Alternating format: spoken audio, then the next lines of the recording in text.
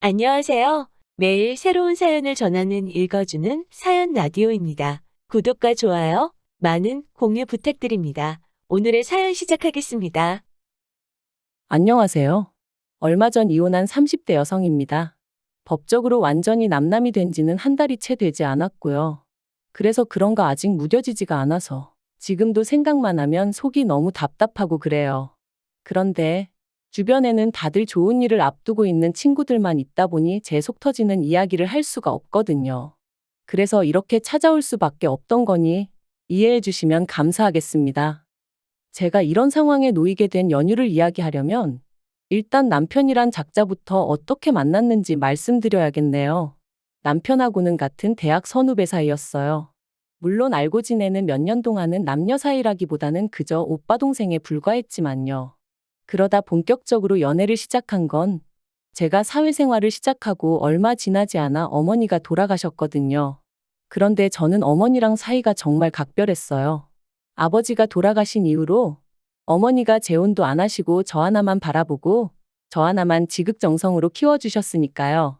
그래서 대학 졸업하고 어엿한 사회인이 되었을 땐 이제 제가 받았던 그 사랑을 돌려드릴 생각에 얼마나 기뻤는지 몰라요.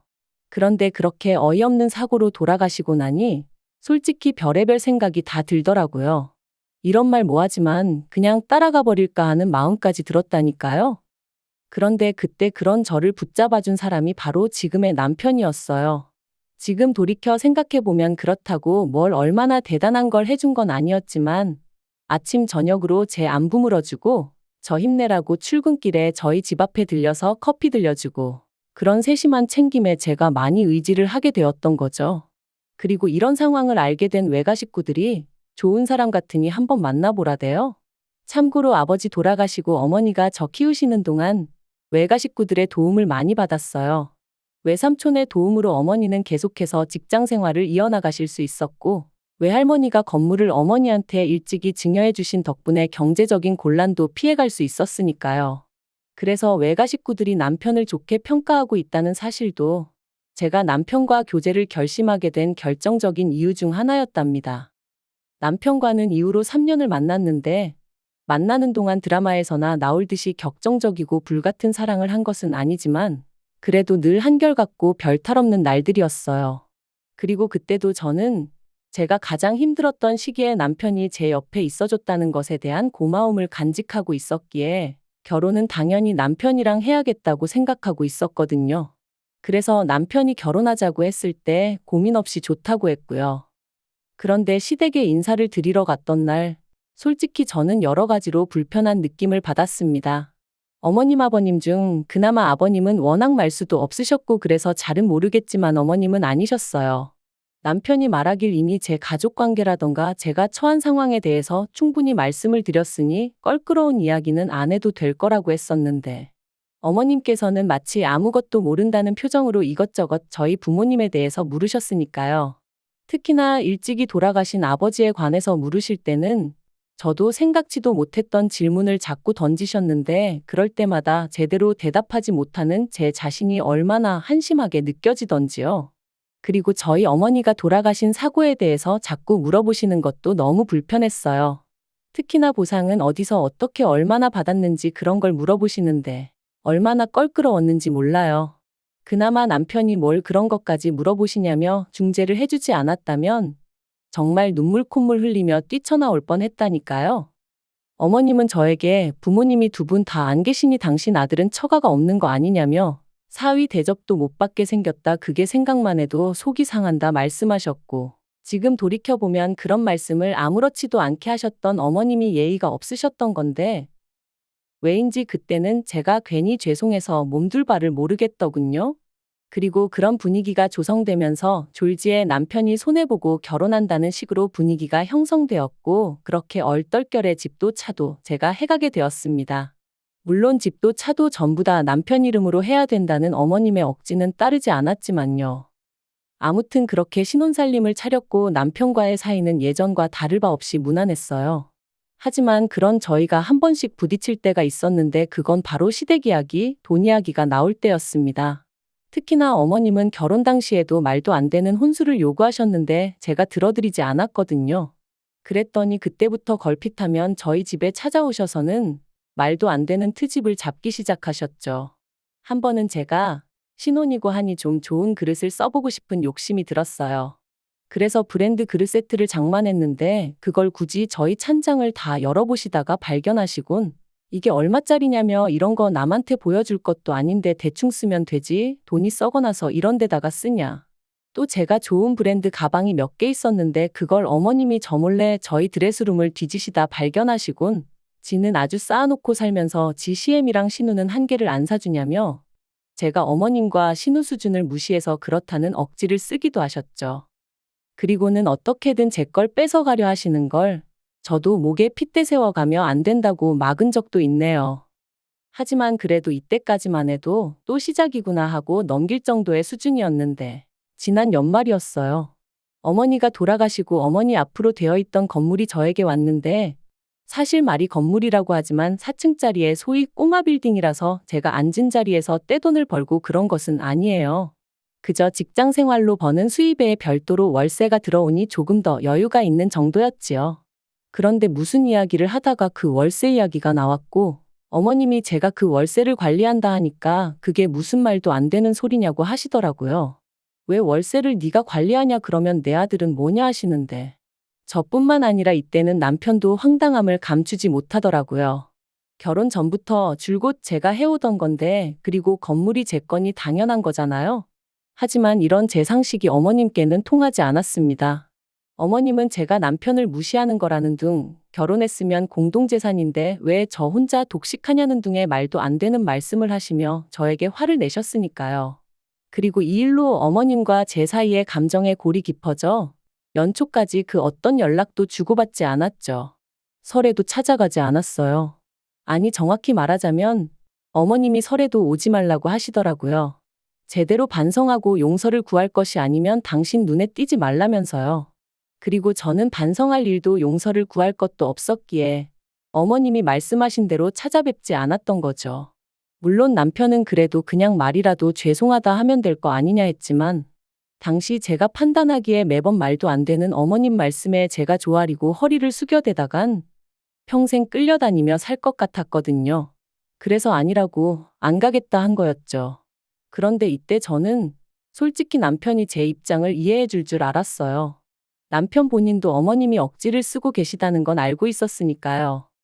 아무튼 그렇게 설 때도 찾아뵙지 않았고 한동안은 불편한 듯 편하게 살겠구나 싶었는데 4월의 마지막 주말이었어요. 평소와 다름없이 느지막이 일어나 간단히 점심 식사를 하려는 찰나였는데 현관벨이 울렸습니다.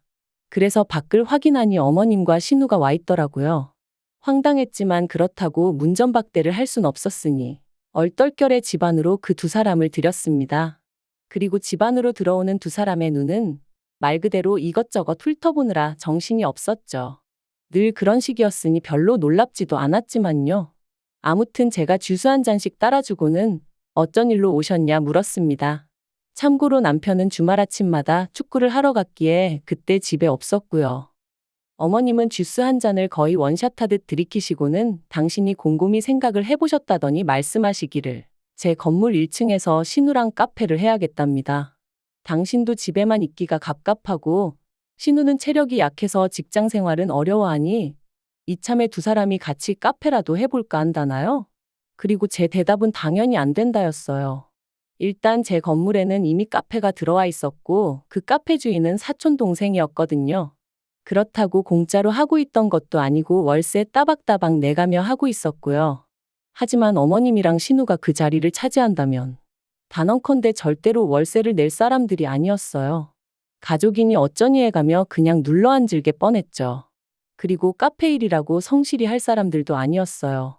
특히 신우는 대학을 졸업한 뒤 아르바이트만 전전하며 지내는 사람이었는데 그나마 아르바이트도 한 곳에서 6개월 이상 한 적이 없었으니 아무튼 멀쩡히 장사 잘하고 있는 사촌동생을 두고 제가 그 두 사람에게 자리를 내줘야 할 이유라. 아무리 머리를 쥐어짜내도 정말 요만큼도 떠오르지 않더라고요. 그래서 안 된다고 했습니다. 그랬더니 이제 이 일로 난리가 났어요.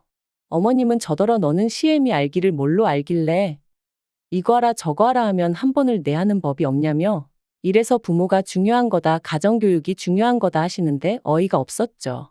그래서 저도 그럼 신우는 부모님이 두 분 다 계셔서 저러고 사냐 했더니 이제 내 딸이 뭐가 어때서 그러냐며 악을 쓰시더라고요. 그리고 이때는 저도 부모 어쩌고 하니까 솔직히 눈에 뵈는 게 없었거든요. 그래서 어머님 떨어 차라리 저한테 부탁한다고 사정이라도 하시면 모르겠는데 저한테 뭐 맡겨놓으셨냐고, 뭐가 그렇게 당당하시냐고, 동네 양아치도 이렇게 뻔뻔하게 돈 뺏으려 들지는 않겠다, 뭐 그런 식으로 비아냥거렸네요. 사실 돈 몇 푼 가지고 유세 부리는 게 얼마나 꼴값이고 우스운 일인지 아는데 자꾸 저를 무시하고 드니까 저도 그렇게 말이 나갔던 거죠. 아무튼 그러고 나니까 어머님이 저한테 쌍욕을 퍼부으시며 신우 데리고 나가셨어요.